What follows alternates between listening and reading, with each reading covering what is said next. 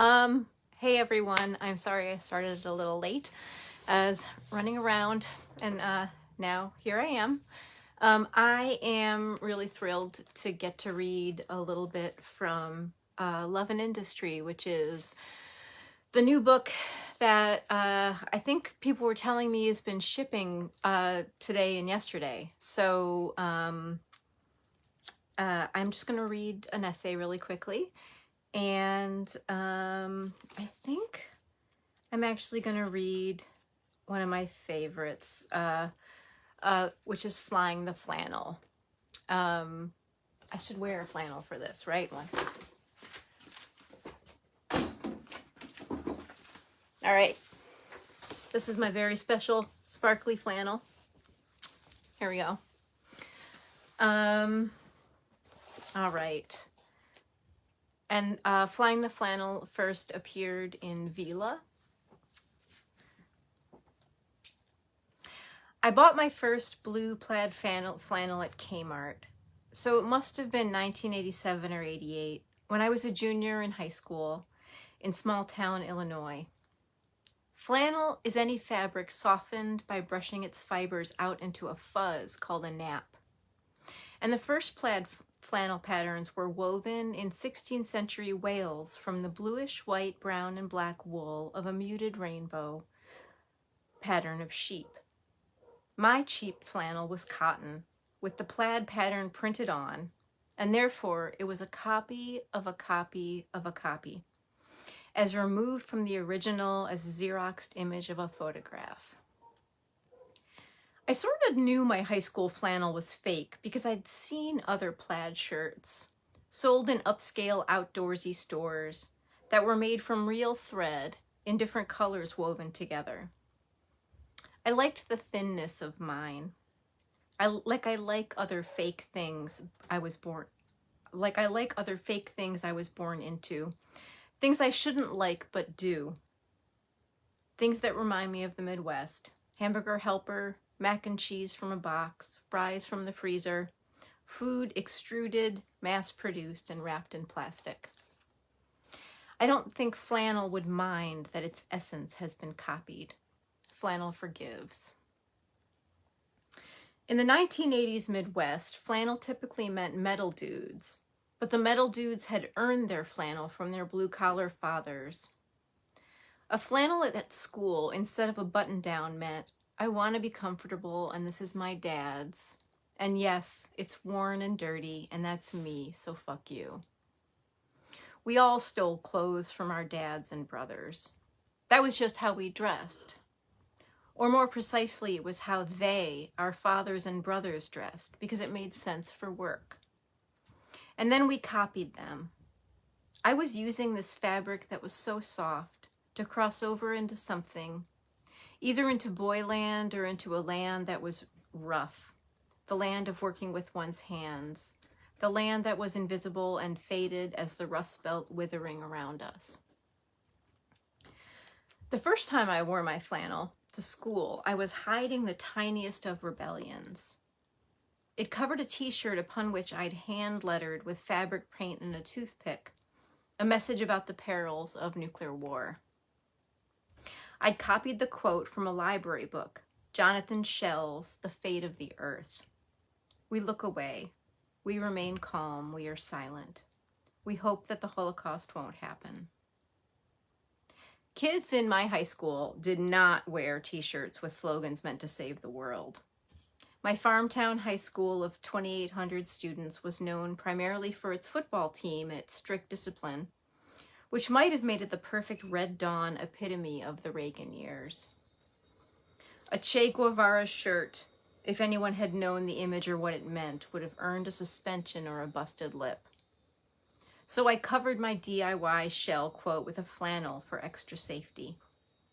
Flannel was an envelope, and my sternum was a shy billboard I could flash and hide.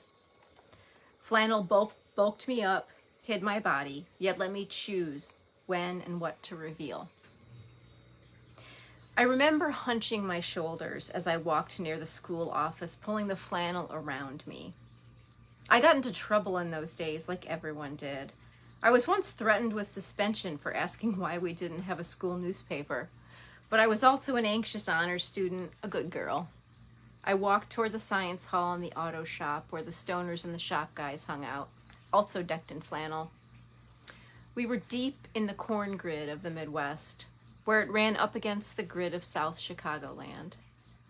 If there was a map to our future options, it might well have been as squared and segmented as the intersecting lines across our backs. We were to head straight, turn only at right angles, and not expect too much in the way of variation. Years later, a boyfriend would tell me I should show my body more, that I hid in baggy jeans and big shirts. But that boxiness was freedom. My flannel came from the men's section of Kmart, helping me to return to my tomboy roots after a few years of spending my money on bizarre 1980s Coca-Cola logo apparel, Ocean Pacific t-shirts, and over-zippered jackets and shirts. Flannel appeared as a passageway out. A few boys and girls had started wearing the neat new wave fashions of pressed shirts with the top button closed at the throat. With this style, boys and girls looked the same, with blotches of lipstick and eyeliner on whitened faces. I loved the Cure, but my body wanted more of a mess. The electronica of Erasure and the Pet Shop Boys and their neatly composed outfits lived in a clean space. And next door was where we flannel-clad kids lived, inside a punk roar that arrived to collide with the ocean of blues to rock to metal riffs we'd been raised in.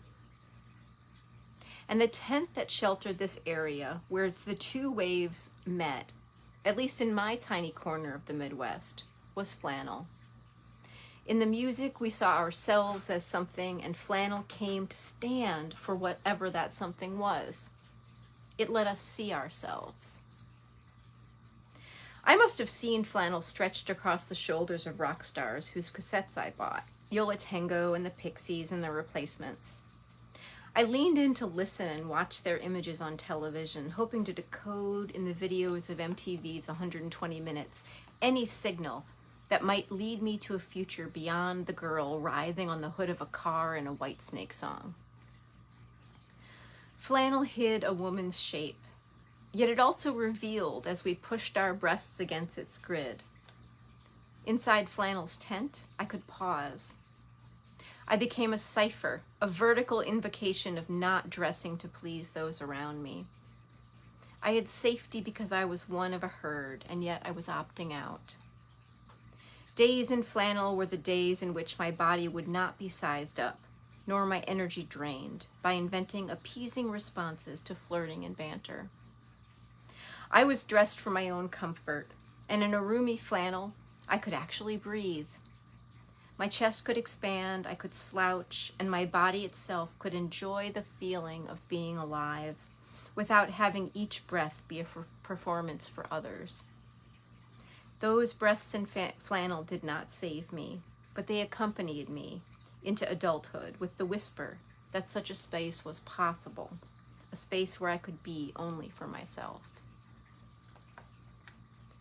Flannel entwines with another vanished smell, the particular intense plastic odor of unwrapping the shrink wrap from a new cassette.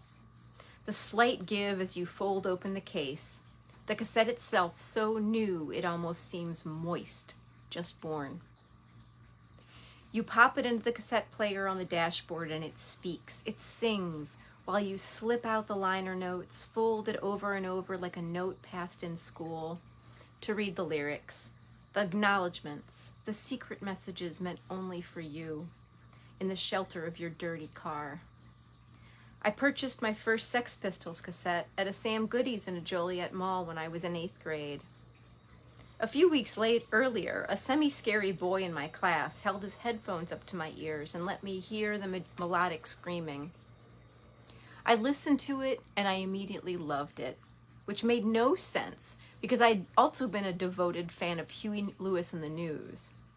But the screaming and tonal, almost chanting about anarchy opened a flower in my chest I had not known was closed. It wasn't that I wanted to be the boy who played me the tape. I wanted to be fierce. I wanted the map for that. I loved the angry sound which cut through the sleepiness of Precious Moments figurines and cheerleader tryouts and student council and eyeshadow and Love's Baby Soft. So I became a mathlete who loved the Dead Kennedys. A few years ago, while in the car running errands, my husband Cliff flipped through the dial and landed on a right-wing hate spew radio station. He listened to them to hear their arguments and obsessions, to keep tabs. But I often found myself yelling at them as if they could hear me, like a dog barking at a UPS truck. On that day, the host, Andrew Wilco, made a comment that he was fond of punk music. I sat up straight and pounded the dashboard with my fist and yelled at the radio, "You can't talk about punk rock!" My head flamed with rage, as if my nation had been invaded. I could almost feel the tiny particles of spit winging their way toward the radio and the windshield as I shook my head like a dog flapping its jowls. My husband looked over with his eyebrows up. I sat back, wide-eyed. We both laughed nervously, regarding me as if I had grown another head out of my forehead, the punk rock nationalist. Who can talk about punk rock? I explained to my husband that punk has never been right-wing, but of course I was wrong. I only have to remember scowling at the skinheads with the red shoelaces pogoing at shows in Minneapolis. Yet I know I'm also right. I myself have sneered at the grid encasing punk culture. If it even exists anymore, the conformity and nonconformity, whatever. Screw punk if it would ever tell me I wasn't punk rock. I will fight anyone for the right to be part of a nation that never wanted to be a nation. Flannel is now written into music history wrong. It waves as a sort of flag for the broad swath of music known as grunge. Grunge was not a name we chose, though. There was punk, and there was alternative, and there was metal. Bands like Soundgarden and Pearl Jam and Nirvana were Seattle, but also kind of metal. Soundgarden, or punk, Nirvana. They all fit loosely under the term alternative, which I would argue encompassed any band that appeared late at night on MTV's 120 Minutes. I could be wrong about the boundaries of punk and grunge, but I know the timeline. I started wearing the flannel I bought from Kmart around 1987. The music that would later be identified as grunge ruled from 1983 to 93, according to Michael Levine, who co-wrote the 2009 book Grunge with Thurston Moore. Wikipedia says of flannel shirts, popular grunge bands like Nirvana and Pearl Jam used them as one of their trademarks of their shaggy look. If I weren't such a slacker, I might sign in as an editor to correct 3 errors in that sentence. Those bands didn't think of themselves as grunge. They didn't use shirts in any way. Levine writes that the flannel wasn't packaging. That was just how they dressed. The shirts were not trademarks, which would indicate the desire to develop a brand and sell a product with an image. One of the things that stands out is the fact that Kurt is wearing a flannel shirt. Soon flannel would become a generic identifier for all the kids who were embracing slacker culture. But that wasn't true when Smells Like Teen Spirit was made. The math is backwards, at least for that girl standing in the front entryway of a high school in New Lenox, Illinois. Nirvana's video came out in '91. At that time, I'd been wearing flannel studiously for 4 years, as had many kids around me. The wrongness of the timeline undermines that tender time in my life when I was trying to map out where I fit, in a place that is often invisible and among a group of people who are often thought to mean not much at all. In grunge, Levine and Moore write that the era embraced slacker culture, but few cultural retrospectives mention the backdrop of the bombs raining on Iraq during Operation Desert Shield, which lasted from August 2nd, 1990 to January 17th, 91. Analysis of slacker or Generation X culture rarely captures the protests against the first Gulf War or raises the question of whether young people felt hopeless after the Reagan years in the face of shock and awe war as televised spectacle. In other words, what slackers wanted to drop out of. The United States continued its legacy of geographic protectorates in order to ensure its supply of oil from the Middle East. In the early 1990s, we shipped our young people to Iraq with their Pearl Jam and Nirvana cassettes. Who knows if any of them brought flannels with them? Those of us back home who weren't fighting watched from our living rooms as Dan Rather broadcast with a backdrop of stunning traces of light from the dropping bombs. We pulled our flannels tight around our shoulders that winter, not knowing that the word flannel could also be a verb, meaning to talk evasively to, flatter in order to mislead. We came into flannel in a time of war, as the Cold War bled seamlessly into endless intrusions in the Middle East. We stood on street corners with our wilting signs for peace in the driving snow. Before the internet, we watched the evening news for coverage of our carefully planned demonstrations and huge marches, and we saw nothing. We learned how to write press releases that we faxed off into the void. We were called slackers because we dressed down and wanted to opt out. But we only slacked in depression and exhaustion after screaming to be heard. My generation cried into our flannel shirts, understanding that childhood had been over for a long while. The nice thing about a flannel is that for a time it was all you needed. Nightgown, shirt, jacket, handkerchief, napkin, robe, sweater. Flannel was my animal skin. When I left home for college, flannel's muted colors allowed me to blend into various new flocks. First, I joined the neo-hippie geology majors and environmental activists whose flannels were often of the thicker woven kind, meaning a person came from a different home, a different place, a different bank account, and a different view of the world. Then I used the same flannel to pass into the punk rock and alternative crowds at music shows in Minneapolis, whose members wore authentically cheap copies and would never have been caught dead in a woven flannel. Finally came the anarchists, whose women wore tank tops with no bras and, of course, a flannel over the top. The second and third groups did something audacious. They used their sleeves as the end of a knot, securing the flannel around their middles. The blue jeans of my 20s were practically falling off my ass, more holes than denim fabric, but my superpowers, what little I had, were contained in the girdle of a flannel, its sleeves knotted around my waist, its bulk hanging behind me like a cape. Knotting the sleeves in front of my pelvis felt as natural as tying my shoes. The extra layer of fabric around my hips felt like protection. And the girl I was at 20 could tie a flannel around her waist and rock.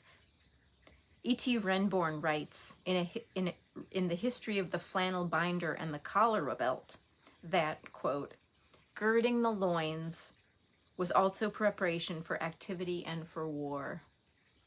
Warriors would wrap themselves in waist sashes that exist today in the form of the cummerbund, that strange tuxedo accessory that comes from the Persian kammerband, which means loincloth.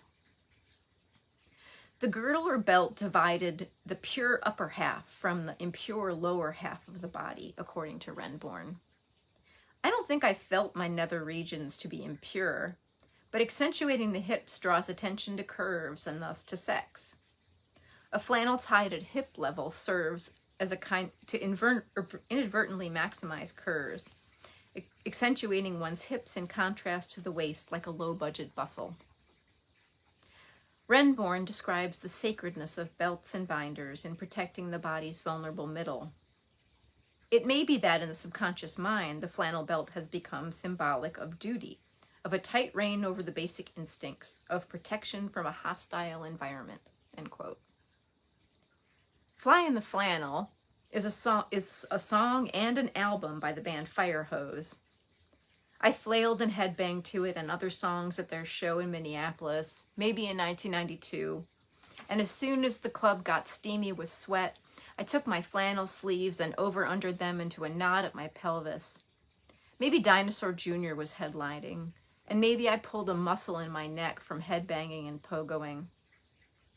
Afterward, we stepped into the cold, frozen and heated and steaming and laughing, shining under the street lamps.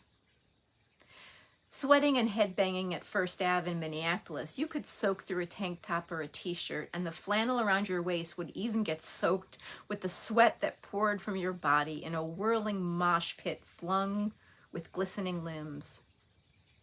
There was the joy of collision, with no obligation. You could be physical, ecstatic, and it wouldn't matter for a second that you were a girl. We danced with our elbows out to jab muscled assholes who got too violent. We laughed admirably at stories about girls who brought hat pins to the pit to poke at jerks who thought dancing was Fight Club. Now, flannel is quaint, old enough to be a set piece, like wearing a monocle.